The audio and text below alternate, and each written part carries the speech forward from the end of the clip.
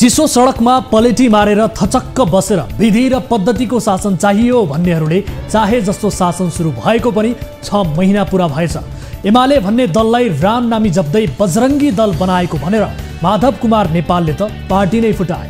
त्यो बेला भनिएको थियो ओली सरकार देशका लागि, परदेशका लागि, समाजका लागि, पार्टीका लागि वा कसैका लागि पनि कम्फर्टेबल भएन। कांग्रेसका एक प्रभावशाली नेताले ओलीतिर संकेत गर्दै भनेका थिए सत्ता पक्ष कस्तो हुनुपर्छ अब हेर्नुहोला। तर 6 महिनामा 60% विकास खर्च गर्ने धाक लगाउने अहिलेको सरकारले कति विकास गरेछ भनेर आँकडा हेरेको त 6 महिनामा खर्च भएछ जम्मा 10.22%। 6 महिनामा 10% खर्च गर्ने सत्ता पक्षको अनुहार मज्जैले हेरियो। जनतालाई चाहिने भनेको विकास हो। प्रधानमन्त्री ओली हुन्छन् कि देउबा हुन्छन् त्यो ठुलो सरोकारको विषय होइन। सत्ता पक्षको हेराइमा सायद सबै राम्रै भइरहेको छ। आफ्ना मान्छेहरू मन्त्री भएकै छन्, अध्यादेश ल्याएर पनि दल फुटाउन पाइएकै छ, चाहेकाहरूलाई नियुक्ति बाँड्न पाइएकै छ, राहतका नाममा 5-5 अर्ब चुनाव लक्षित रकम पनि बाँड्न पाइएकै छ। दुःख बिमार पर्दा राज्यको ढुकुटी छँदैछ, पिर्कैमा भए पनि सलामी चलेकै छ।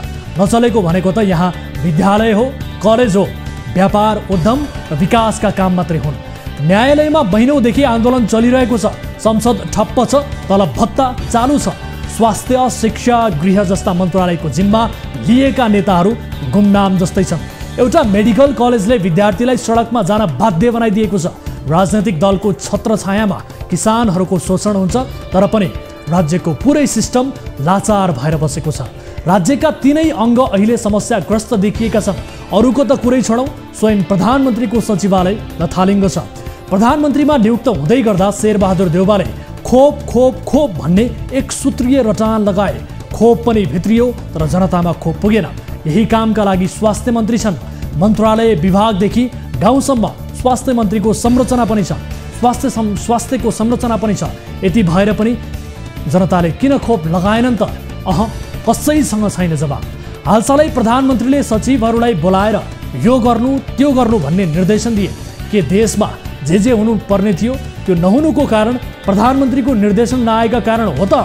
5-5 पटकै प्रधानमन्त्रीको अनुभव यसपटक पनि देशका लागि खासै काम लागेन। निर्देशन दिएको भरमा परिवर्तन देखिँदैन। सरकारबाट जनताले एक्सनको अपेक्षा गर्छन्। एक्सनका लागि उत्रियौँ न त भन्दा मेडिकल कलेज चलाउने पनि आफ्नै कार्यकर्ता, किसान ठग्ने पनि आफ्नै कार्यकर्ता। सम्भवतः सरकार यस्तै कारणहरूले लाचार बनेको छ। 84 करोड रुपैयाँमा किनेको रेल महिनौदेखि जनकपुरमा पालले छोपेर राखिएको छ। न्यूनतम ब्याजकै हिसाब गर्ने हो भने पनि रेलमा महिनाको 84 लाख रुपैयाँ नोक्सान भइरहेको छ। संसद अनिर्णयको बन्दी बनेको छ। रेल चलाउन अध्यादेशको सहारा लिनु परेको छ। कर उठाउने र कर्मचारीलाई तलब खुवाउने बाहेक अरू काम भएको देखिएन। यति कामका लागि त ब्युरोक्रेसी नै काफी हुन्छ। जनताका समस्या अनुसार नीति कार्यक्रम लागू हुन्छन् भनेर चाहिने हो जनताका प्रतिनिधि सरकारमा। तर यो 6 महिनाले त्यस्तो कुनै आशा देखाउन सकेन। एउटा खास प्रश्न प्रचण्ड र माधव नेपाललाई सोध्नै पर्ने भएको छ। यस्तै बेढङ्गको शासन वा सरकारका लागि तपाईहरू सडकमा पुग्नु भएको थियो? सरकारमा जाने, राज्यका सारा साधन स्रोत होल्ड गर्ने अनि चुपचाप बस्नका लागि थियो ओलीको विकल्प खोजिएको? नयाँ सरकार, नयाँ उत्साह, नयाँ मन्त्रीबाट नयाँ आशा अपेक्षा थिए। कुनै पनि आशा अपेक्षा पुरा हुने सङ्केत देखिएका छैनन्। आगामी निर्वाचनमा भोट माग्न जाँदा मैले त्यो सरकार ढाले, मैले यो सरकार बनाए, मैले पार्टी फुटाए, मैले मन्त्री बनाए भन्ने जवाफले मत पाइनेवाला छैन। यति चाहिँ स्मरणमा रहिरहोस्। आउनुहोस् सुरु गरौँ जनताको चासो गुनासो र प्रश्न सहितको विशेष कार्यक्रम सीधा कुरा जनतासँग।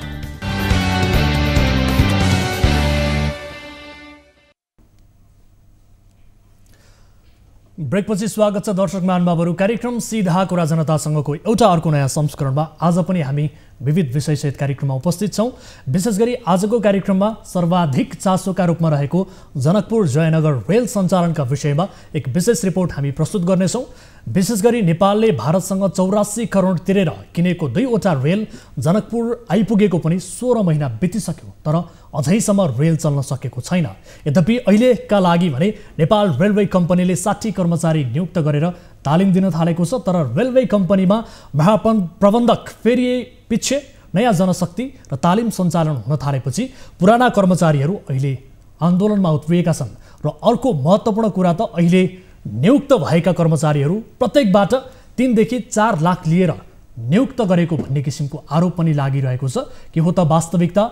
यस विषयको रिपोर्ट हामी प्रस्तुत गर्नेछौँ र सँगसँगै महानिर्देशक निरञ्जन झासँग पनि आजको कार्यक्रममा कुराकानी गर्ने प्रयास गर्नेछौँ। र त्यस्तै आजको कार्यक्रममा राजधानीमा सञ्चालित एक सेक्युरिटी सर्भिसेस प्रणालीले सेक्युरिटी मजदुरहरूको श्रम शोषण गरेको विषयमा पनि हामी रिपोर्ट प्रस्तुत गर्नेछौँ। मजदुरहरूको गुनासो बोकेर यो कार्यालयमा गएको हाम्रो टिमलाई समेत दुर्व्यवहार भएको छ र यो विषयको रिपोर्ट आजको कार्यक्रममा समावेश गर्नेछौँ र सम्बन्धित निकायको यस विषयमा जवाबदेहिता लिने प्रयास आजको कार्यक्रममा हुनेछ। त्यस्तै सुर्खेतमा अलपत्र पुलको विषयको रिपोर्ट पनि आजको कार्यक्रममा छ। विशेष गरी डिजाइनमा समस्या देखिएको भन्दै 2वटा पुल निर्माण अलपत्र पारिएको छ, तर समस्या डिजाइनमा हो वा ठेकेदारको नियतमा, यसबारेको जवाबदेहिता र थप वास्तविकता हामी रिपोर्ट मार्फत देखाउनेछौँ र जवाबदेहिता पनि लिनेछौँ। र त्यस्तै आजको कार्यक्रममा विशेष गरी वैदेशिक रोजगारसँग सम्बन्धित विषय त हाम्रा नियमित रूपमा प्रस्तुत हुने विषय बनिरहेका छन् र आजको कार्यक्रममा विशेष गरी न्युज 24 टेलिभिजनको पहलमा साउदीबाट एकैपटक 3 जना नेपाली युवाहरूको उद्धार भएको विषयको रिपोर्ट पनि हामी प्रस्तुत गर्नेछौँ। हामी समस्या देखाउँदैनौँ मात्रै, विशेष गरी त्यसको समाधान पनि खोज्ने प्रयास कार्यक्रम मार्फत गर्दै आएका छौँ र सोही अनुसार केही दिन अघिको कार्यक्रममा आफूहरूको उद्धारका लागि गुहार मागेका नेपाली युवाहरूको सफल उद्धार भएको छ र 3 जना युवाहरूको साउदीबाट उद्धार सफल भएको छ। यस विषयको रिपोर्ट पनि आजको कार्यक्रममा हामी प्रस्तुत गर्नेछौँ। कार्यक्रमको सुरुवात गरौँ ताली र गालीबाट। यसअघि हामीले सोधेको प्रश्न थियो, नेपाल बार एसोसिएसनले प्रधान न्यायाधीश चोलेन्द्र शमशेर जबरा विरुद्ध महाअभियोग लगाउन गरेको आह्वानपछि नेपालका राजनैतिक दलहरू यसका लागि तयार होलान्, तयार हुन्छन् भन्नेले तालीमा र तयार हुँदैनन् भन्नेले गालीमा भोट गर्नुपर्ने थियो। जस अनुसार 32.55% अर्थात् 153 जनाले तालीमा र 67.45% अर्थात् 317 जनाले गालीमा मत जाहेर गर्नुभएको छ। यो मतलाई आधार मान्दा महाभियोग लगाउन गरेको आह्वानपछि नेपालका राजनैतिक दलहरू मान्न तयार हुँदैनन् भन्नेमा अर्थात् गालीमा बढी मत देखिएको छ। अब ताली र गालीका लागि आजको प्रश्न, वर्तमान सरकारको 6 महिने कार्यकाल मुलुकका लागि उपलब्धिमूलक भएको छ भन्नेले तालीमा र छैन भन्नेले गालीमा भोट गर्नुहोला। हाम्रो पात्रोको एप्लिकेसनमा गएर ताली र गालीका लागि भोट गर्न सक्नुहुनेछ र भोटिङ सुरु हुन्छ। अब दर्शक महानुभावहरू, ताली र गालीका लागि तपाईँले भोट गर्न सक्नुहुनेछ र कार्यक्रममा हामीसँग विविध विषयहरू छन्। विशेष गरी तपाईँ दर्शक महानुभावहरू हामीसँगको प्रत्यक्ष कुराकानीमा पनि जोडिन सक्नुहुनेछ, जसका लागि हाम्रो टोल फ्री नम्बर 1660112424, यसै गरी एनसेल नम्बर 9801572424 र एनटिसी अर्थात् भाइबर नम्बर 9884011037 पनि तपाईँका लागि खुला गरिसकेका छौँ भन्दै आजको पहिलो विषयतर्फ लिएर जान चाहन्छु। काठमाडौँको यस्तो महँगीमा महिनामा 12,000ले बाँच्न सकिन्छ? कर्मठ सेक्युरिटी सर्भिसेस प्रणाली नाम गरेको एक कम्पनीले महिनाभर काममा लगाउँछ। महिना मरेपछि विभिन्न कम्पनी, फर्म, प्रतिष्ठानको सुरक्षामा खटिएका ती युवाहरूलाई 12,000 थमाउँछ। दुनियाँमा कतै नभएको यस्तो कम्पनी हाडी गाउँमै छ। यो कम्पनीले हप्तामा एकपटक दिइने विधाको पनि पैसा काट्छ। यस्तो किन गर्नुभयो भन्ने प्रश्न लिएर सोध्न जाँदा यस कम्पनीका कर्मचारी हामीमाथि नै खनिए। हामीमाथि आक्रोश पोख्दैमा श्रम शोषणको धन्दा ढाकछोप भइरहने हो र? यो विशेष रिपोर्ट हेरौँ। कर्मठ सेक्युरिटी सर्भिसेस प्रणालीले सामाजिक सुरक्षा ऐन 2074 कार्यान्वयन नगरेको र आफूहरूको सेवा सुविधा घटाएको भन्दै सो कम्पनीका सेक्युरिटी मजदुरहरूले गुनासो गरेका छन्। काठमाडौँको हाँडीगाउँ स्थित कर्मठ सेक्युरिटी सर्भिसेस नेपाल प्रणालीले श्रम ऐन तथा सामाजिक सुरक्षा ऐन 2074 पूर्ण रूपमा कार्यान्वयन नगरेको मात्र होइन, आफ्ना हक अधिकारका विषयमा बोल्ने मजदुरहरूलाई जागिरबाट निकाल्ने गरेको गुनासो समेत उनीहरूको छ। बुधबार न्युज 24 टेलिभिजनको कार्यालय आइपुगेका कर्मठका मजदुरहरूले कम्पनीको श्रम शोषण गरिरहेको भन्दै 2 पटकसम्म आन्दोलन नै गरिसके।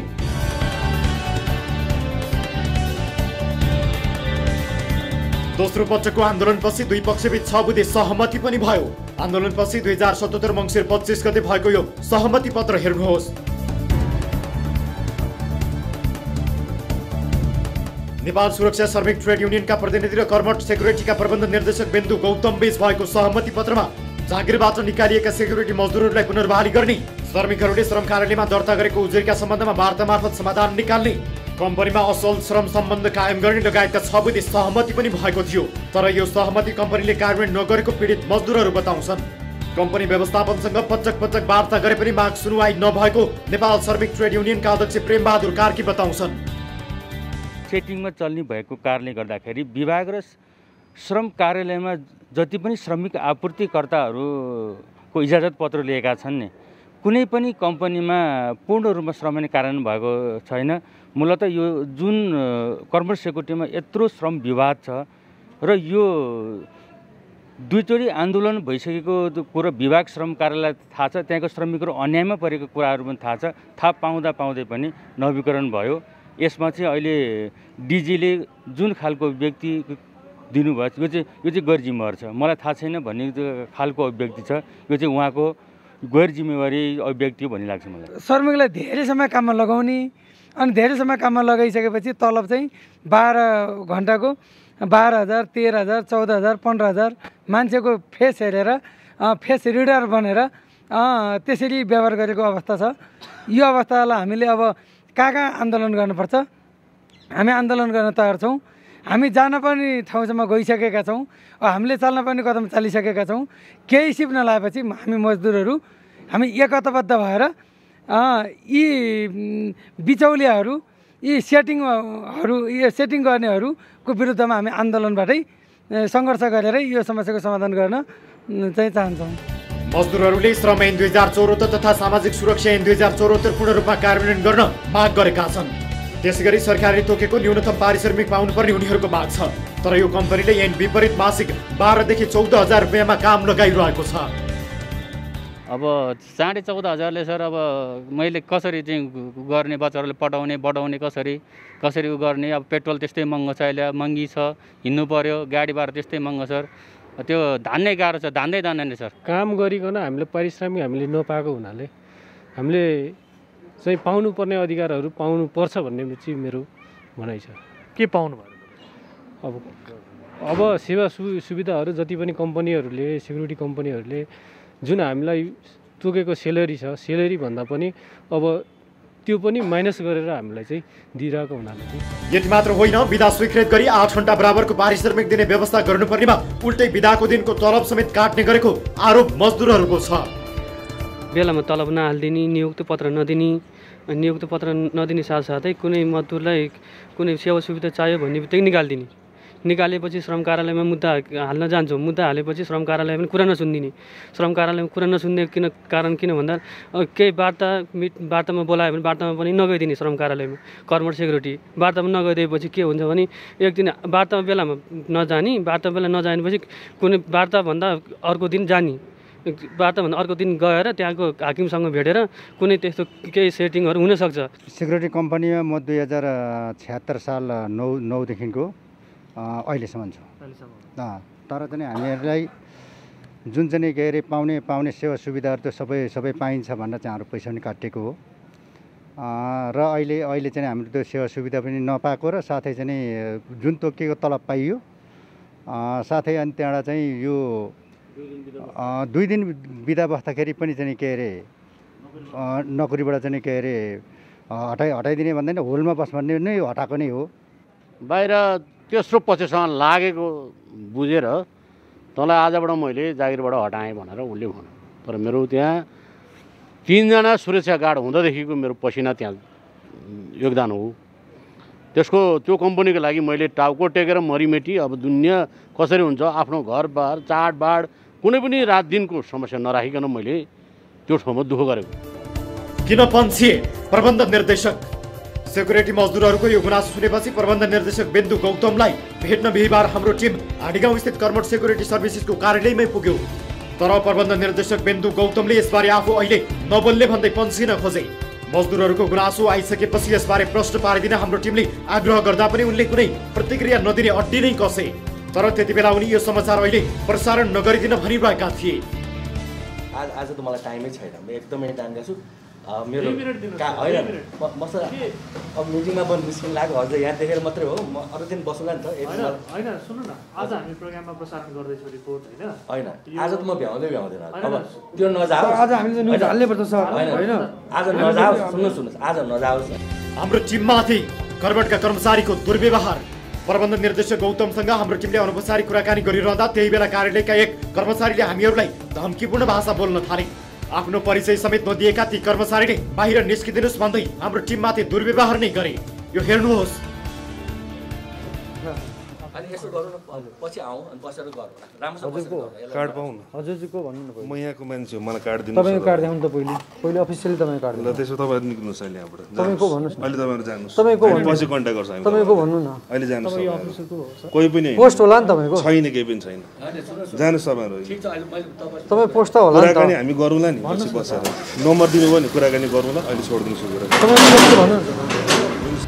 त्यसपछि प्रबन्धन निर्देशक बिन्दु गौतम पनि त्यति बेला आफू हतारमा रहेको भन्दै आफ्ना कर्मचारीले गरेको व्यवहारप्रति क्षमा माग्दै मजदुरको प्रश्न जवाफ नदिई त्यहाँबाट हुर्किए। यो भएन नि त सर, यो दिनु भएन नि। तपाईले गरेको व्यवहार राम्रो लाग्यो, तपाईलाई ठीक लाग्यो? मैले भन्दा के हिसाबले आउट भन्नुभयो सर गेटमा? यो त भएन नि त। सुन्नुस् न, मैले म हो नि त आधिकारिक मान्छे। उहाँ चाहिँ को हो भनेर उहाँले देखाउनु पर्यो नि त। हामीले त तपाईको ब्याकग्राउन्ड हामीले सबै थाहा छ सर। त्यो भएर ड्यु रेस्पेक्ट तपाईलाई भेट्न आएको छ। एक्ज्याक्टली। सुन्नुस् न, अहिले मैले तपाईलाई भने म एकैछिन ढिलो भएँ, यसलाई नराम्रो नहुनु। म तपाईलाई सपोर्ट गर्छु। हामीले त्यस्तो गर्नु त उनीहरुले के गर्नु? मैले सरी भने एउटा जर्नलिस्टलाई चाहिँ तपाईले यो गरिरहनु भएको छ, नेसनल टेलिभिजनको जर्नलिस्टलाई। सरी हैन, यो तपाईहरुको व्यवहार भएन नि त सर। यद्यपि प्रबन्धन निर्देशक बिन्दु गौतमले अन्य पदाधिकारीहरूसँगको छलफलपछि यसको जवाफ आइतबार दिने प्रतिबद्धता जनाएका छन्।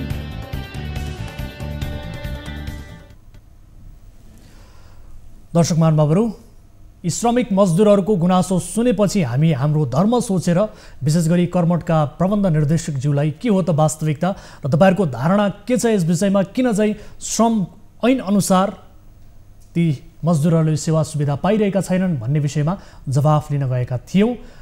हामीले दोहोरो पक्षको कुरा सुनेर मात्रै रिपोर्ट प्रसारण गर्नुपर्छ र आफ्नो मर्यादाभित्र रहेर यी विषयहरू प्रस्तुत गर्नुपर्छ भन्ने उद्देश्यले आफ्नो धर्म सम्झेर त्यहाँ भेट्न गएका थियौँ, कुराकानी गर्न गएका थियौँ। तर त्यहाँ भएको दुर्व्यवहार हामीले दर्शकहरूलाई देखाएका छौँ। यद्यपि प्रबन्ध निर्देशकज्यूले यस विषयमा बोल्न समेत चाहनु भएको छैन। खैर, यस विषयमा थप कुराकानी गर्नका लागि हामीसँग जोडिनु भएको छ श्रम तथा व्यवसायजन्य सुरक्षा विभागका महानिर्देशक उमाकान्त आचार्य हाम्रो सम्पर्कमा हुनुहुन्छ। महानिर्देशकज्यू, यहाँलाई स्वागत छ कार्यक्रम सीधा कुरा जनतासँगमा। धन्यवाद, नमस्कार। हजुर, अब मजदुरहरूको गुनासो आयो। विशेष गरी यति धेरै मजदुरहरूले आफूहरूले चाहिँ सामाजिक सुरक्षा कोष अन्तर्गतको रकम नपाएको, त्यसमाथि श्रम ऐन 2074ले तोके अनुसारको सेवा सुविधा नपाएको, जति सेवा सुविधा छ त्यसमा पनि घटाएर दिने गरेको र त्यस विरुद्ध बोल्यो भने, त्यस विरुद्ध आवाज उठायो भने ड्युटीबाट निकालिने गरेको किसिमका गुनासोहरू तपाईहरूलाई पनि थाहा छ। तर मजदुरहरूका यी विवाद, यी गुनासाका बावजुद पनि तपाईहरूले यो कर्मठ सेक्युरिटी सर्भिसेसको नवीकरण गरिदिनु भएको छ। के आधारले गर्नु? हजुर, यो के हो भने तपाईँको यो पहिलो कुरा जहाँसम्म छ नि, यो न्यूनतम पारिश्रमिक भनेको महिनाको एटलिस्ट 15,000 भन्दा तल दिन पाइँदैन होइन। हजुर, त्यसका अतिरिक्त अन्य सुविधाहरू पनि कानुनले नै तोकेको छ, त्यो सम्पूर्ण रूपमा फुलफिल गर्नुपर्छ। यदि त्यो गरेन भने त्यसका लागि सजायका विभिन्न किसिमहरू छन्। त्यसमा श्रम कार्यालयमा गएर उजुरी दिने, अनि त्यहाँ भएन भने हाम्रो विभागमा पनि आएर उजुरी दिने गर्नुपर्छ। जहाँसम्म यो विषयमा कर्मठका आधिकारिक त्यहाँका चाहिँ मजदुरहरूले, कर्मचारीहरूले यसरी हामीलाई चाहिँ न्यूनतम पारिश्रमिक 15,000 भन्दा पनि घटाएर दिएको छ भनेर लिखित रूपमा उजुरी दिएको छैन। हाम्रो त्यो यो विषय हेर्ने चाहिँ अर्धन्यायिक प्रकृतिको भएकोले सम्पूर्ण रूपमा चाहिँ त्यसको दस्तखत सहितको निवेदन दिनुपर्छ। अनि त्यसको हामीले गरेको फैसलामा श्रम अदालतमा पुनरावेदन लाग्ने भएकोले यो कानुनी रीतपूर्वकका निवेदनहरू आउनुपर्छ यो विषय। जहाँसम्म दोस्रो विषय तपाईँले सोध्नु भएको छ, किन नवीकरण गरिदिनु भयो भनेर। नवीकरणको प्रोसेस फेरि अलग्गै हो। यो उहाँहरूले पुरा नगर्नुभएको एउटा पाटो उजुरी परेको भए हामी हेर्थ्यौँ। दोस्रो कुरो चाहिँ नवीकरणको सन्दर्भ चाहिँ के हो भने, अघिल्लो वर्ष अन्त्य भएपछि, आर्थिक वर्ष अन्त्य भएपछि आश्विन मसान्तसम्ममा उहाँहरूले नवीकरण गरिसक्नुपर्छ र आश्विन मसान्तभन्दा उता ढिलो गर्नुभयो भने जरिमाना सहित प्रत्येक महिना जति ढिलो गर्दै जानुहुन्छ जरिमाना थप्दै गएर चाहिँ उहाँलाई चाहिँ नवीकरण गरिदिनुपर्छ। उहाँले नवीकरण लिएर आइसकेपछि नवीकरण नगर्ने भन्ने कानुनमा काहीँ पनि छैन, जरिमाना लिएर गर्ने भन्ने छ। ठिक छ, उजुरीको कुरा गरौँ है। उजुरी गर्न तपाईँ कहाँ जाँदाखेरि तपाईँले गर्ने व्यवहार पनि फरक देखियो भनेर ती मजदुरहरूले बताएका छन्। तपाईँले उजुरी पनि लिनु भएन भनेर भन्नुभएको छ, उहाँहरूले गुनासो गर्नुभएको छ। यो कतिको सत्य हो तपाईँलाई थाहा छ, तर ती मजदुरहरूले बताए अनुसार तपाईँहरूले गर्ने व्यवहार पनि ठिक भएन। तपाईँले उजुरी पनि लिनु भएन र कानुन सम्बद्ध श्रमिक मजदुरहरूको पक्षमा तपाईँले बोलिदिनु भएन भन्ने किसिमको आरोप उहाँहरूको छ सर। होइन, यहाँ सुन्नुहोस् है कुरो के भने, खास गरी कर्मठबाट एकजना मान्छे आउनुभएको थियो, मैले 4-5 चोटि भन्दा बढी भेट दिएको छु, इभन आधी घन्टा भन्दा बढ्ता पनि चाहिँ कुरा गरेको छ। तर पछि उहाँको बारेमा चाहिँ तपाईँको खोइ त त्यहाँको तपाईँ के हो त, परिचय पत्र दिनुहोस् त तपाईँको, अथवा लिखित कुनै चाहिँ निवेदन दिनुहोस् तपाईँ त्यहाँ के हो भन्दाखेरि उहाँले त्यस्तो केही पनि लिखित पनि दिनु भएन, खालि मौखिक मसँग गुनासो गर्नुभयो होइन। उहाँले चाहिँ अरूको हाल्नुहुन्न, उहाँले चाहिँ त्यो सोसल सेक्युरिटीको पैसा प्लस चाहिँ खास गरी सामाजिक सुरक्षामा सबैको पैसा हाल्नु भएको छैन भनेर मुखले चाहिँ भन्नुभएको। अनि तपाईँ त्यहाँको केही हो भन्दाखेरि उहाँले म त्यहाँको त होइन, तर म मजदुरको चाहिँ नेता हो भन्दा कुन कमिटीको कहाँनिर के हो त तपाईँको आइडेन्टिफिकेसन भन्दा उहाँले त्यो मलाई सो गर्न सक्नु भएन। तर त्यही भए पनि एउटा पब्लिक भएकोले मैले उहाँको कुरा चाहिँ सबै सुनिदिएको पनि हो होइन, 2-4 चोटि नै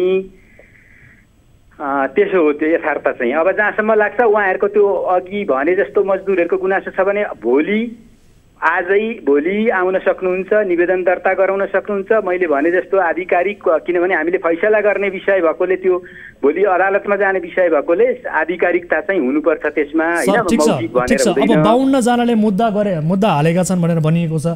विशेष गरी मन्त्रालयका सचिवज्यूसँग तपाईँको पनि छलफल भयो, दुवै पक्षसँग छलफल गरेर यसको समाधान निकाल्ने भनेर तपाईँले बताउनु भएको रहेछ। तर व्यवसायीसँग मात्रै छलफल गर्नुभयो, मजदुरसँग तपाईँ बोल्नै चाहनु भएन भन्ने आरोप पनि तपाईँमाथि छ, के भन्नुहुन्छ? होइन, यो विषयमा मसँग मन्त्रालयको सचिवज्यूसँग भने होइन, उहाँहरूले बेग्लै मन्त्रीज्यूलाई भेट्नुभयो होला, सचिवज्यूलाई भेट्नुभयो होला, मलाई भेट्नुभयो होइन। त्यो कुरो त्यसरी मैले उहाँहरूलाई त्यसो भनेकै होइन। कर्मठको इस्यु भनेकै चाहिँ जम्मा जम्मी चाहिँ हामीसँग त्यो के अरे रिन्यू गर्ने, नवीकरण गर्ने इस्यु थियो। हामीले त्यसलाई पनि केही महिनै रोकेको स्थिति हो, किन भन्दाखेरि सर यो विवाद चलिरहँदा र मजदुरहरूले यो आवाज उठाइरहँदा विशेष गरी सामाजिक सुरक्षा कोषले पनि तपाईँहरूलाई यो कम्पनी अहिले नवीकरण नगर्नु भनेर पत्राचार नै गरेको हो नि होइन? हो। अनि मान्नु भएन किन? होइन, सामाजिक सुरक्षा कोषले चाहिँ के भन्नु भने सबै मान्छेको चाहिँ सामाजिक सुरक्षा कोषमा पैसा हालेको छैन भनेर चाहिँ पठाएको के अरे लेटर छ एउटा होइन। हामीले त्यो सम्बन्धमा स्पष्टीकरण सोध्यौँ कर्मठलाई होइन।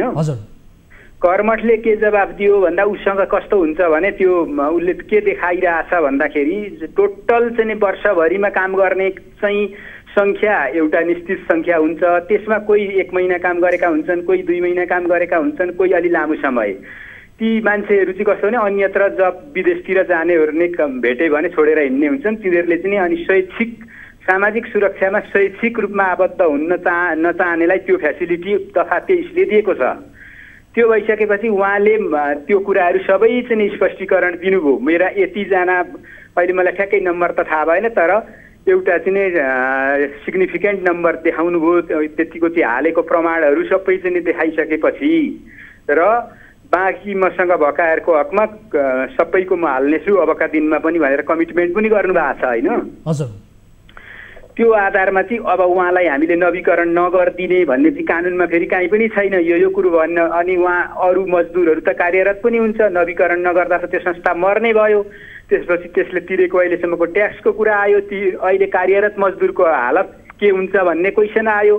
त्यसकारण चाहिँ त्यही भएर होला नवीकरण नगर्नु भन्ने चाहिँ कानुनले नलेखेको कुरो पनि यही आधारमा पनि हुन सक्छ। अब ती मजदुरहरू विशेष गरी हामीसम्म गुनासो गर्न आएपछि यो विषयलाई हामीले रिपोर्ट मार्फत देखाइ पनि सकेका छौँ र उहाँहरू कहिले श्रम कार्यालय जानुहुन्छ, कहिले श्रम मन्त्रालय पुग्नुहुन्छ, तपाईँहरू कहाँ पुग्नुहुन्छ, उहाँहरू त भौतारिरहनु भएको छ। आफ्नो सेवा सुविधाका लागि श्रम गरेर आफ्नो काम गरिरहेका मजदुरहरूले यसरी आफ्नो ऐन अनुसार तोकिएको सेवा सुविधा लिन पनि यसरी भौतारी रहनु परिरहेको छ। सम्बन्धित निकाय धाएको धाइ गर्नु परिरहेको छ भनेपछि अब तपाईँहरूले चाहिँ के गर्न सक्नुहुन्छ आफ्नो तर्फबाट सहयोग सर? किनभने तपाईँमाथि त आरोप पनि छ, तपाईँहरूले मजदुरका कुरा सुन्न चाहनु भएको छैन भनेर भन्नुहुन्छ। तपाईहरुलाई पनि म यो आग्रह गर्न चाहन्छु कि यो तपाईलाई धन्यवाद दिन चाहन्छु। हामीले त्यो कानुन कार्यान्वयन गर्नका लागि हाम्रो दायित्व पनि हो। त्यसरी चाहिँ 15,000 भन्दा कमी, न्यूनतम 15,000, त्योभन्दा बढी दिनुपर्ने अझ, तर कमसेकम न्यूनतम बेसलाइन भन्दा तल नदिएको 15,000 नदिएको स्थिति छ भने उहाँहरूलाई आधिकारिकता सहितको उजुरी लिएर जानुहोस् भन्नुहोस्। देन एन्ड दियर उहाँहरूलाई न्याय दिलाउँछु मैले। ल अब उहाँहरूले के गर्नु पर्यो भन्नुहोस् त। अब तपाईँले भने जस्तै न्यूनतम 15,000, तर विवरणहरू अन्य पनि हेर्ने हो भने 21,000 जस्तो हुन आउँदो रहेछ सर। यो हिसाब किताब हेर्दाखेरि कम्तीमा एउटा मजदुरले पाउनुपर्ने रकममा 21,000 चान्चुन हुँदो रहेछ। यो अन्य विवरणहरू पनि उल्लेख गरे अनुसार भनेपछि बेसीको 15,000 बेसीको। त्यसो त अरू कुरा पनि छन्, त्यही भन्दैछु त मैले। 7 लाखको चाहिँ नि के अरे गर्नुपर्छ होइन, दुर्घटना बिमा, अनि औषधि उपचार बिमा 1 लाखको गर्नुपर्छ, अनि अरू गरेर टोटल 31.3% चाहिँ थपेर जम्मा गर्नुपर्छ त्यो दिएको पैसामा। ठिक छ। अब मजदुरहरू जो हुनुहुन्छ जसले गुनासो गर्नुभएको छ उहाँहरूले तपाईँ र मेरो यो संवाद पनि हेरिरहनु भएको छ, कुराकानी पनि हेरिरहनु भएको छ। अब उहाँहरूको समस्या समाधानका लागि के गर्नु पर्यो ल भनिदिनुहोस् त सर। उहाँहरूले त्यो त्यहाँ आबद्ध मजदुरहरूले हामी त्यहाँका मजदुर त्यहीँ कार्यरत मजदुर हौँ भन्ने प्रमाणसहित भनेको आइडी कार्ड होला, नियुक्ति पत्र होला, श्रम सम्झौता गरेर भनेको रोजगार सम्झौता गरेर दिइएको छैन सर। नियुक्ति पत्र उहाँहरूलाई दिइएको छैन उहाँहरूले बताए अनुसार। अब के गर्नु हो? अब यो विषय चाहिँ के हो भने अर्धन्यायिक विषय हो के। त्यही भएर चाहिँ उहाँहरूले केही न केही आधिकारिकता सहितको निवेदन लिएर चाहिँ आउनु पर्यो। भोलि गएर मैले गरिदिएका चाहिँ निर्णयहरू के हुनु पर्यो भन्दा त्यहाँका भोलि हामी ती मजदुर त्यहाँका होइनन् भन्ने भयो भने के हुन्छ भन्ने कुरा, यही क्वेसन मैले उहाँहरूलाई भनेपछि त अब काम पनि लगाउने तर ती कर्मचारीहरूलाई नियुक्ति पत्र पनि नदिने भनेपछि यो कम्पनीको नियतमा पनि त जानु पर्ला नि सर। तपाईँहरूले कम्पनीको तर्फमा चाहिँ तपाईँहरू के छानबिन गर्नुहुन्छ? अब कम्पनीकै देखियो नि सर। यही कुरो आएपछि हामी स्थलगत एकचोटि रिपोर्ट लिन जान्छौँ। अब त्यो कुरा हेर्छौँ, अब तुरुन्तै जान्छौँ। कहिले भन्नाले अब भोलि शुक्रबार भयो, अब भोलि नै सकेछन् भने भोलि जान्छौँ, नभए आइतबारसम्ममा जान्छौँ हामी। हस्, समय र जानकारीका लागि धन्यवाद। यस विषयको फलोअप हामी पक्कै पनि गर्नेछौँ। अहिलेका लागि म तपाईँसँग छुट्टिन चाहन्छु। दर्शक महानुभावहरू, धेरै मजदुरहरूले गुनासो गरिसके पछाडि हामीले यो विषयलाई कार्यक्रममा समावेश गरेका छौँ। कम्तीमा 450 जना विशेष गरी यो कर्मठ सेक्युरिटी सर्भिसेस कम्पनीमा विभिन्न निकायमा चाहिँ यसका सेक्युरिटी गार्डहरू कार्यरत छन्।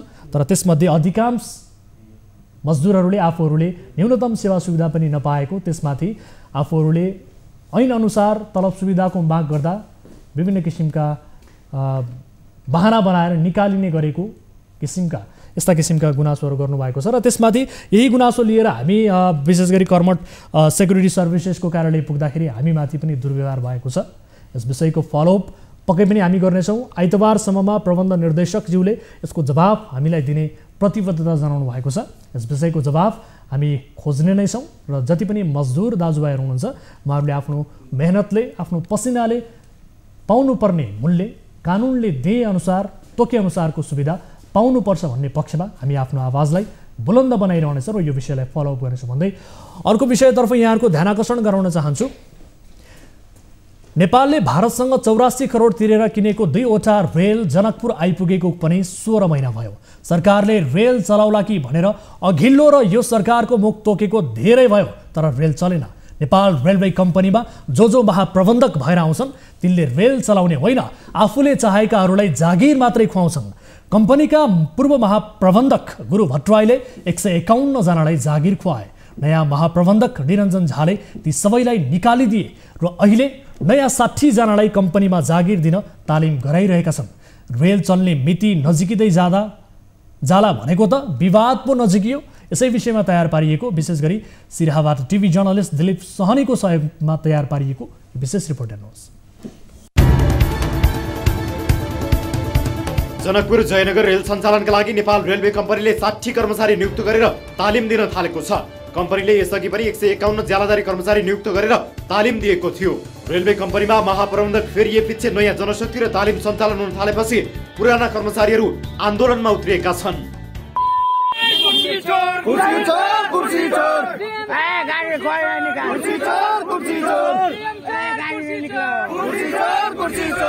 केपी शर्मा ओली प्रधानमन्त्री हुँदा रेलवे कम्पनीमा महाप्रबन्धकका रूपमा नियुक्त भएका गुरु भट्टराईले 151 कर्मचारी नियुक्त गरेका थिए।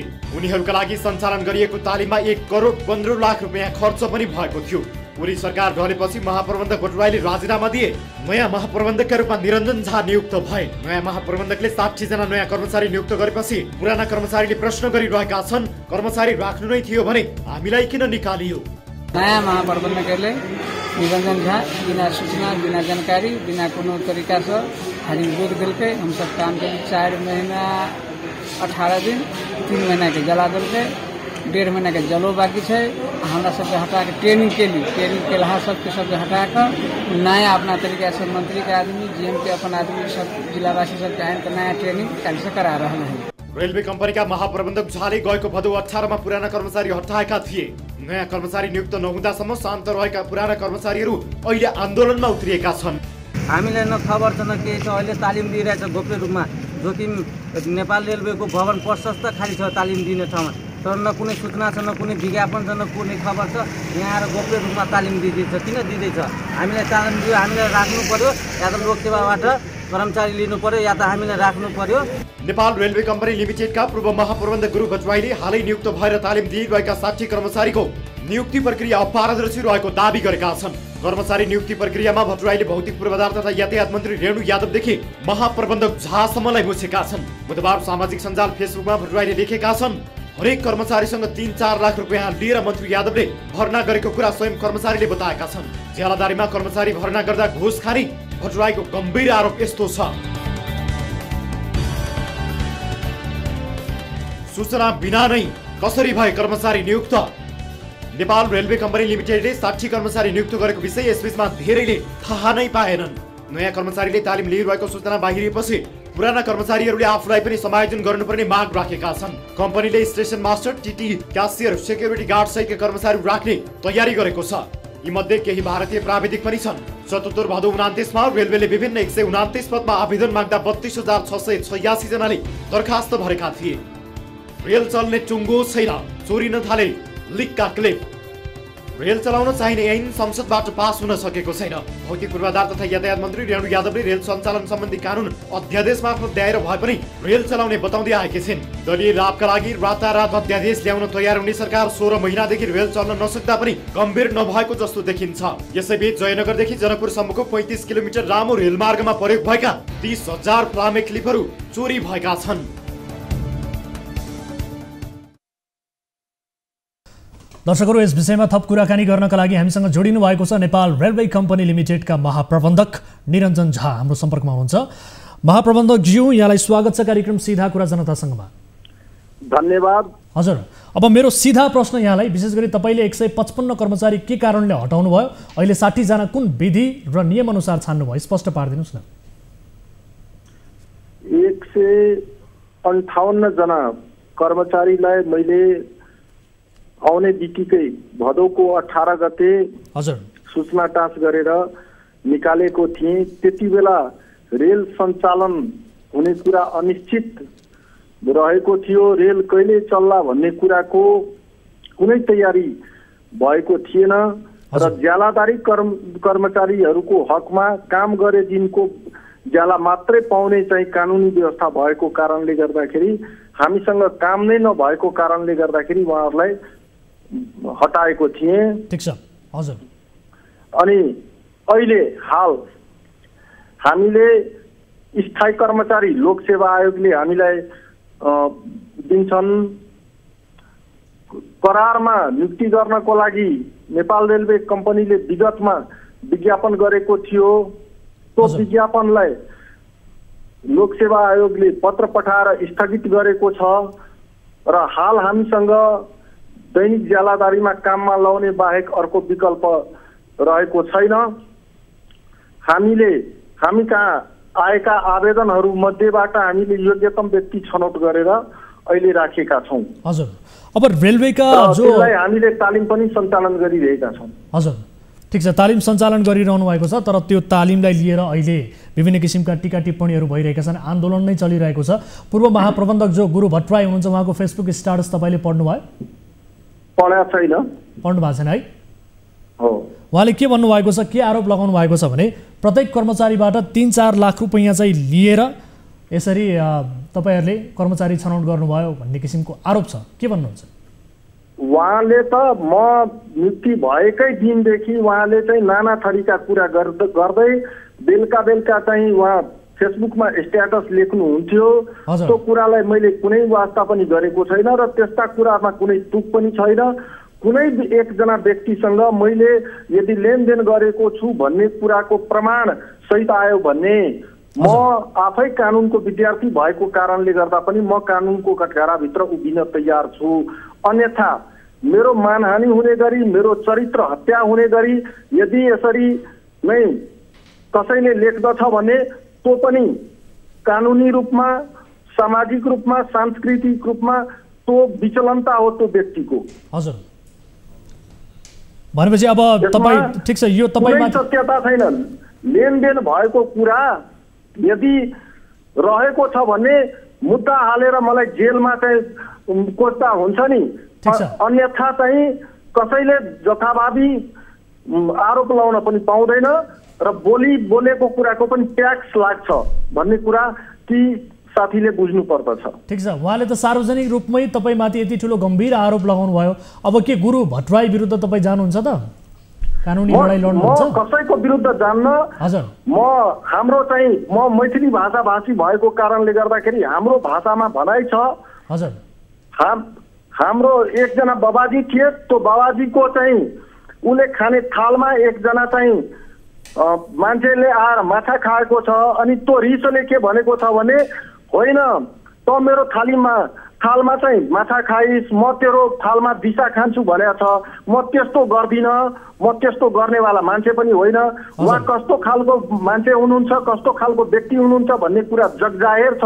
उहाँको एउटा पनि स्ट्याटस उज्यालोमा उहाँले लेख्नु भएको छैन। टोटल स्ट्याटस उहाँको अध्यारोमा उहाँ चाहिँ मध्यरातिमा मात्रै लेख्नु भएको छ। त्यसकारण उहाँ के गरेर लेख्नुहुन्छ भन्ने कुरा अनुमान लगाउन सकिन्छ। यसको बारेमा मलाई धेरै भन्नु छैन। हजुर, त्यसो भए अहिले तपाईँहरूले तालिम दिइरहँदा त्यहाँ भइरहेको आन्दोलनलाई लिएर चाहिँ के भन्न चाहनुहुन्छ? किन विरोध भयो त? विरोध त अब अहिले चाहिँ आकाङ्क्षीहरू प्रत्येकले मलाई जागिर चाहिन्छ भन्ने कुराको आकाङ्क्षा राखेपछि हजुर जो हाम्रो नेपालमा सिङ्गो नेपालको यो एउटा चाहिँ समस्याको रूपमा के रहेको छ भने बेरोजगारी समस्या ठुलो छ। प्रत्येक जनालाई चाहिँ मलाई जागिर चाहिन्छ भन्ने खालको चाहिँ मनमा कुरा रहेको छ। अब त्यो पुरा हुने सम्भावना पनि छैन। हामीले 2 लाख 1 लाख भ्याकेन्सी गर्दा पनि प्रत्येक घरमा जागिर बाँड्न सकिँदैन।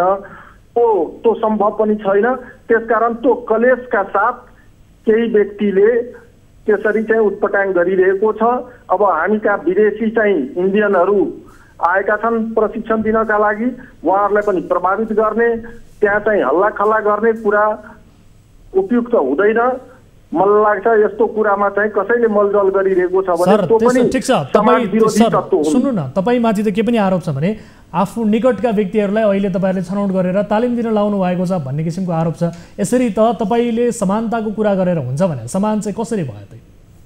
होइन, यहाँ त कोही हामी विदेशी एकजनालाई पनि गरेका छैनौँ। हामीले जति पनि नियुक्ति गरेका छौँ आएको आवेदनहरू मध्ये गरेका छौँ नेपाली नागरिकहरूलाई गरेका छौँ। यहाँ मेरो अथवा तेरो मान्छे कोही पनि छैन।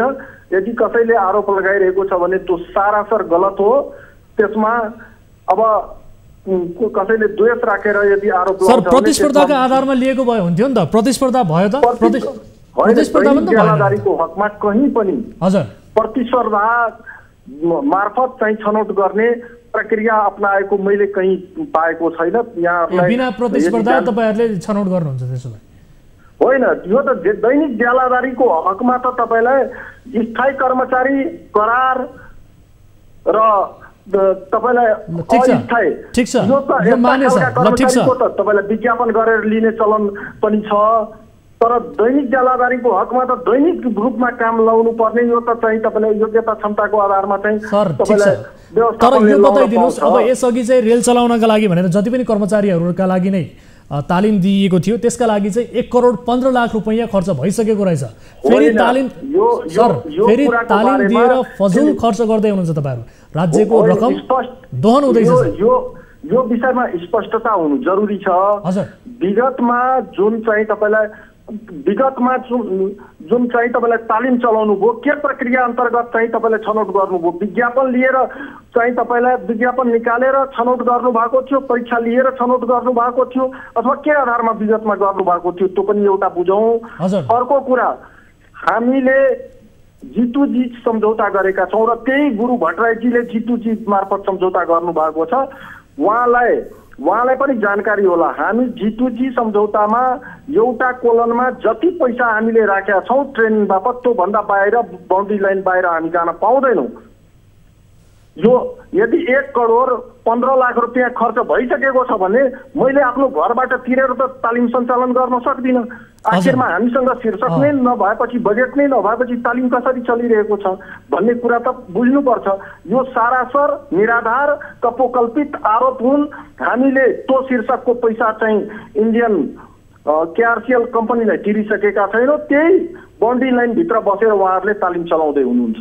अब यो बताइदिनुहोस्, रेलका कतिपय क्लिपहरू चोरी भएका छन्, त्यसमा पनि अब थप खर्च हुने देखिएको छ। अब कसरी सञ्चालन हुन्छ, कहिलेदेखि सञ्चालन गर्नुहुन्छ, के भन्न चाहनुहुन्छ? धेरै मानिसले रेलको प्रतीक्षा छ सर, कहिले चल्छ कहिले चल्छ, 16 महिना भयो चलेन सर। हो 16 महिना मध्ये 12 महिना गुरु भट्टराईजी चाहिँ पालमुनि झाप छोपेर रेल राख्नुभयो, उहाँ नै हुनुहुन्थ्यो 12 महिना। 4 महिनाको त जिम्मा म लिन्छु।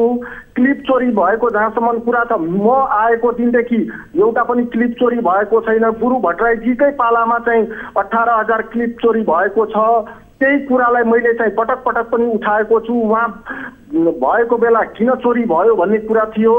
र अर्को कुरो, यो रेल म प्रतिबद्धता साथ भन्न चाहन्छु, हामी चाहिँ फरवरीभित्र इनोग्रेसन प्रोग्राम राखेर बकाइदा उद्घाटन गर्छौँ।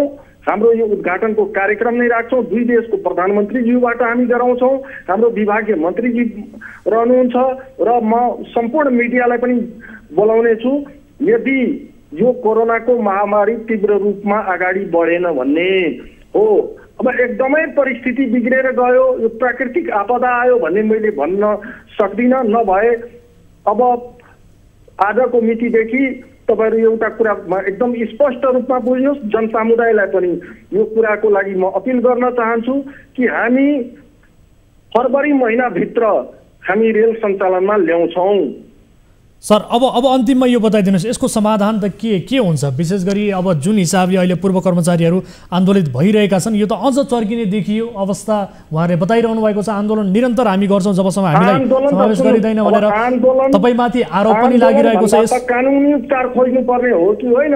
हजुर, म यदि गलत गरेको छु भन्ने कुरा उहाँहरूलाई लागेको छ भने त्यसको त उपचार, कानुनी उपचार छँदै छ नि। यदि मुडे बल लगाएर कसैले शक्ति प्रयोग गरेर तपाईँलाई कुनै कुरालाई प्रभावित गर्न खोज्छ भने राज्य छ, कानुन छ, सारा कुरा छ, त्यसको जिम्मेवारी त म मात्रै होइन।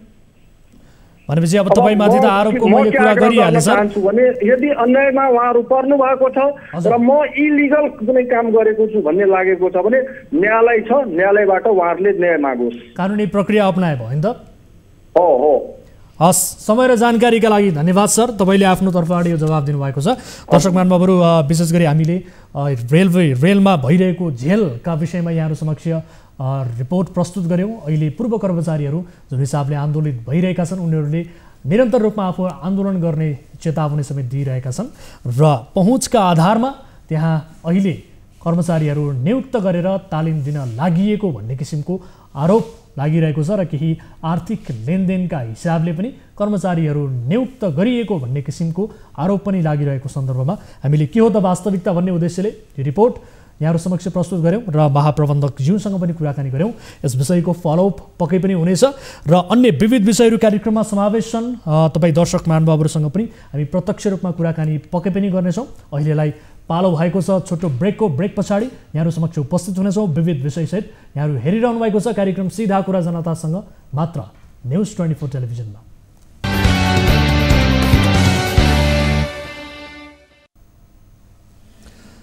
ब्रेकपछि स्वागत छ दर्शक महानुभावहरू। कार्यक्रम सीधा कुरा जनतासँगमा यहाँहरूसँग कुराकानी पनि हुनेछ, जसका लागि हाम्रो टोल फ्री नम्बर 1660112424, यसै गरी एनसेल नम्बर 9801572424 फ्रेन्टिसी अर्थात् भाइबर नम्बर 9884011037 तपाईँका लागि खुला नै छ। विभिन्न विषयको रिपोर्ट प्रस्तुत गर्दै त्यससँग सम्बन्धित रहेका सरोकारवाला निकायको जवाबदेहिता लिने र त्यसलाई समाधान उन्मुख बनाउने कोसिस निरन्तर जारी छ। यहाँहरूको कुराकानी अथवा यहाँहरूको गुनासो पनि हामी सुन्ने नै छौँ। यति बेला भने कोही दर्शक हामीसँग भाइबर मार्फत जोडिनु भएको छ, उहाँसँग कुराकानी गरौँ।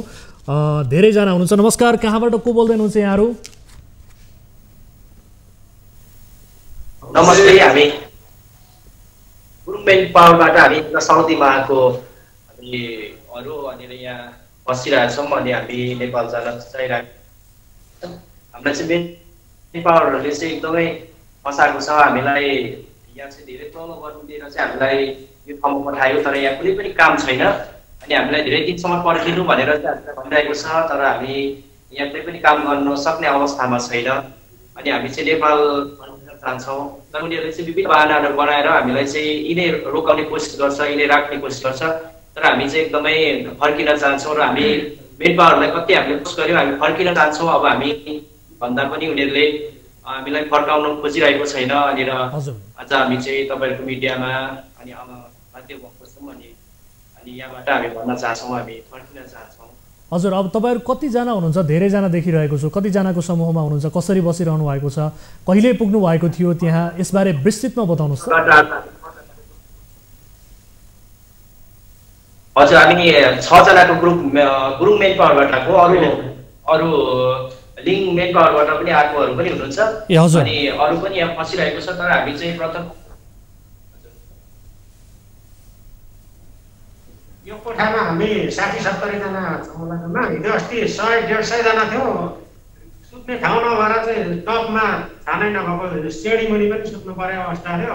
खाना लाउनमा भनेको हामीलाई खाना लाउनमा एकदमै समस्या। रोटी मात्र खाएर बाँच्नुपर्ने अवस्था चाहिँ फकुस भन्दा सुक्खा रोटी दिनमा 2वटाको दरले।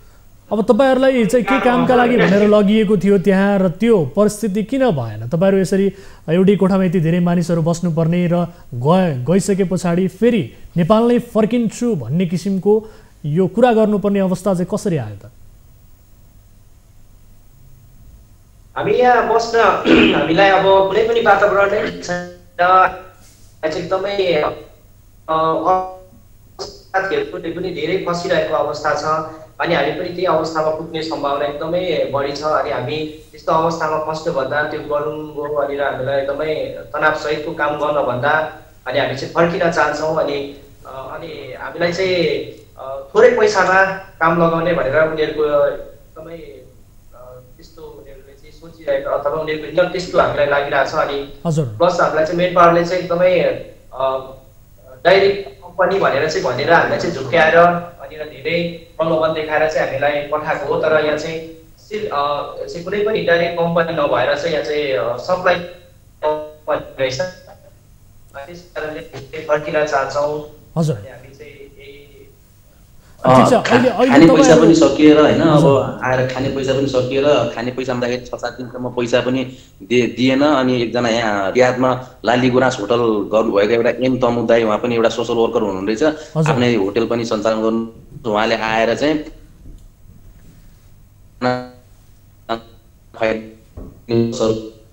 उहाँले पनि हेल्प गर्नुभएको थियो हामीलाई र अहिले चाहिँ अब मेनली अब जान खोजिराख्नु भएको छ। मेन पावरले हामीलाई 15 दिनको म्याद दियो। 15 दिनसम्म काम लागेन भने 16 दिनको दिनदेखि हामीलाई भन्नु भनेको थियो। तर त्यो हामीलाई एयरपोर्ट खोज्नुभन्दा 3 घन्टा अगाडि मात्रै भनियो। हामीले पैसा तिर्नुभन्दा अगाडि भन्दै गयो हामी आउने नै थियौँ। 15 दिनको म्याद दिएर चाहिँ हामीलाई यहाँ त्यतिकै राखेको छ। अहिले भनेको तपाईँहरू चाहिँ नियमित काममा चाहिँ गइरहनु भएको छैन, काम गरिरहनु भएको छैन, त्यसै बसिरहनु भएको छ। घरैदेखि सुरु हुन्छ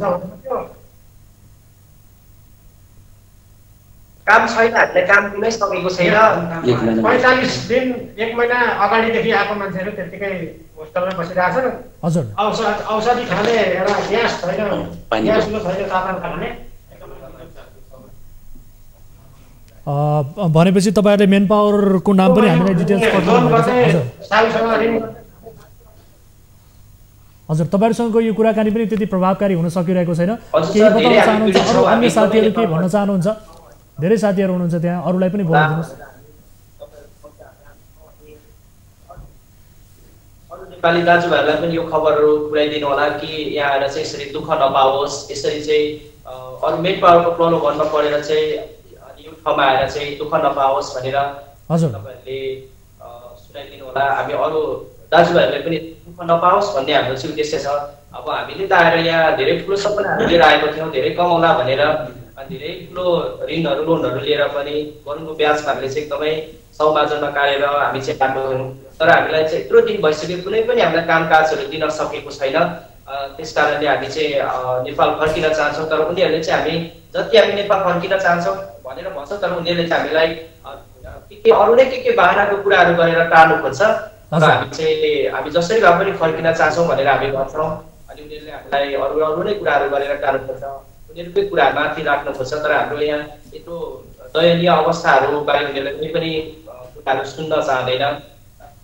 हस्, ठिक छ, तपाईँहरूको समस्या हामीले बुझ्यौँ। अब तपाईँहरूसँग भएको चाहिँ के हो, मेन पावरसँगको सम्झौता के छ, यी सबै कुराहरू हेर्नुपर्ने हुन्छ। र त्यस पछाडि मेन पावरको यसमा आधिकारिक धारणा के छ, हामी मेन पावरको सञ्चालकसँग पनि हामी बुझ्ने कोसिस गर्नेछौँ। तपाईँहरूको समस्यालाई लिएर समाधानको बाटो के हुनसक्छ यसबारे पनि हामी कुराकानी गर्नेछौँ। तपाईँहरूलाई मद्दत गर्ने कोसिस हाम्रो तर्फबाट हुनेछ। अहिलेका लागि केही समय धैर्य गर्नुहोला, जोडिनु भयो, सुरक्षित रहनुहोला, आफ्नो ख्याल गर्नुहोला। विदेशी भूमिमा हुनुहुन्छ, आफ्नो ख्याल गर्नुहोला, सबैभन्दा महत्त्वपूर्ण कुरा। अहिलेका लागि छुट्टिन्छौँ। नमस्ते।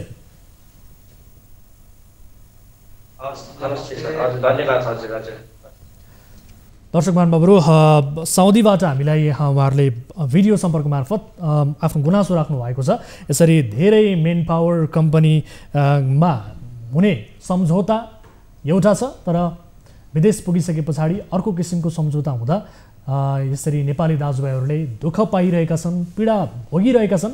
तर तिनै दुःख पाइरहेका, तिनै पीडा भोगिरहेका युवाहरूसँग हाम्रो नियमित रूपमा यसरी संवाद हुने गर्छ। कार्यक्रममा धेरैभन्दा धेरै उहाँहरूले कल गर्नुहुन्छ, केही आशा अपेक्षा राखेर, तर उहाँहरूलाई मद्दत गर्ने कोसिस हाम्रो तर्फबाट रहन्छ। तर जबसम्म यससँग सम्बन्धित सरकारवाला निकाय, तालुकदार निकाय गम्भीर बन्दैन, तबसम्म यो समस्या नै रहिरहन्छ। यसरी धेरै नेपाली दाजुभाइहरू विदेशी भूमिमा अलपत्र पर्ने, दुःख पीडा भोग्ने क्रम जारी नै रहन्छ। त्यसका लागि राज्यका तालुकदार निकायहरू गम्भीर बन्नुपर्छ र यसरी हुने ठगी अथवा यसरी हुने बदमासी, मेन पावरको ठगीलाई नियन्त्रण गर्न, नियमन गर्नका लागि यससँग सम्बन्धित रहेका तालुकदार निकायहरू जिम्मेवार बन्नुपर्छ। तब मात्रै यसको समाधान निस्किन्छ। दर्शक महानुभावहरू, हामीले वैदेशिक रोजगारसँग सम्बन्धित रहेका विषयहरूलाई प्राथमिकताका साथ कार्यक्रममा उजागर गर्दै आएका छौँ। ती विषयहरूमा हाम्रा प्रस्तुतिहरू, हाम्रा रिपोर्टहरू यहाँहरूले हेर्दै पनि आउनुभएको छ। त्यही रिपोर्टहरू कतिपय अवस्थामा हामी दर्शकहरूलाई सचेत बनाउनका निमित्त र जसले पीडा भोग्नु भएको छ उहाँहरूको दुःख अनुभवले विदेशमा जान चाहने नेपाली दाजुभाइहरू नठगियोन् भन्नका लागि, केही मद्दत होस् भन्ने उद्देश्यले त्यस्ता सन्देशहरू कार्यक्रम मार्फत, हामी रिपोर्ट मार्फत प्रस्तुत पनि गर्दै आएका छौँ। त्यही सन्देशलाई आत्मसात गर्दै यहाँहरूले पनि आफू ठगिनबाट जोगिन र विदेशी भूमिमा भोलि गइसके पछाडि अलपत्र पर्ने अथवा दुःख पाउने किसिमको परिस्थिति नआओस् भन्नका लागि स्वदेशमै सजग रहनका लागि र सकेसम्म स्वदेशमै आफ्नो मेहनत, आफ्नो कर्म गर्नका लागि मद्दत होस् भन्ने उद्देश्यले यी रिपोर्टहरू, यी कुराकानीहरू यहाँहरू समक्ष प्रस्तुत हुँदै आएको छ। यद्यपि देशमा रोजगारीको अवसर छैन, सृजना भएको छैन, धेरै मानिसहरू बेरोजगार छन्, रोजगार भएर बस्न सक्ने स्थिति छैन। सोही कारण पनि विदेशिनुपर्ने बाध्यता छ युवाहरूको र यही बाध्यताको फाइदा उठाउँदै दलालहरूले, मेन पावरहरूले बदमासी गरिदिन्छन् र विदेशी भूमिमा युवाहरूलाई अलपत्र पारिदिन्छन्। यति बेला भाइबरमा फेरि कोही जोडिनु भएको छ, हामीसँग मैले देखिरहेको छु। उहाँसँग पनि कुराकानी गरौँ, आफ्नो समस्या उहाँ लिएर हामीसँग जोडिनु भएको छ। नमस्कार, को बोल्दै हुनुहुन्छ, कहाँबाट? हजुर, सुन्दै हुनुहुन्छ मलाई?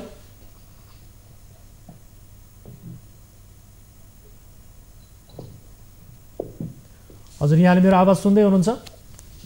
हजुर। कहाँबाट बोल्दै हुनुहुन्छ तपाईँ? के समस्या परेर हामीलाई सम्झिनु भयो, बताउनुहोस् न। सुन्नुहोस् हजुर।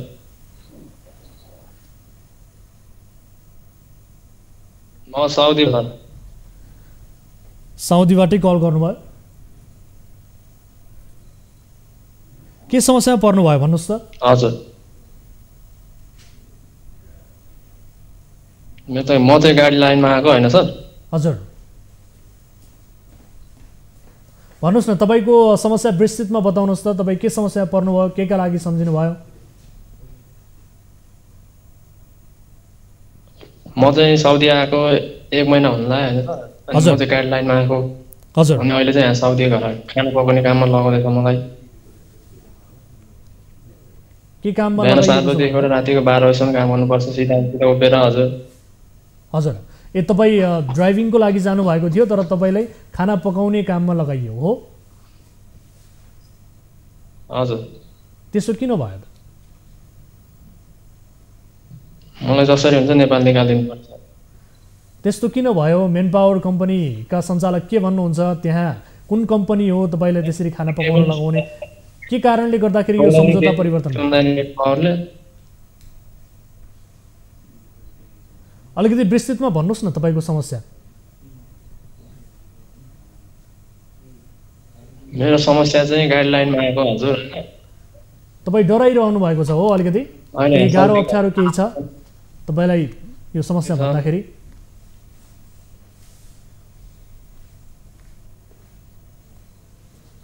तपाईँ डराइरहनु भएको छ हो?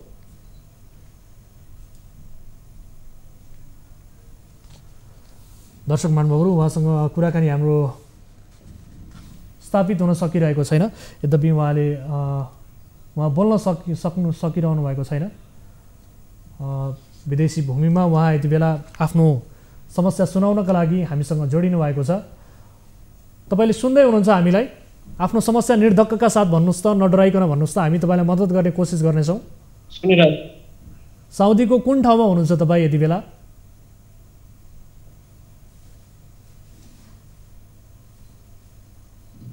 म चाहिँ हाल चाहिँ साउदीमा छु। अहिले साउदी काम गर्नु परेको 12 बजीसम्म। हजुर। अनि तपाईँको मेन पावरका सञ्चालकसँग नियमित रूपमा कुराकानी हुन्छ? तपाईँले सोध्नु भएन किन यसरी चाहिँ मलाई एउटा कामका लागि भनेर अर्को काम लगाउनु भयो भनेर सोध्नु भयो?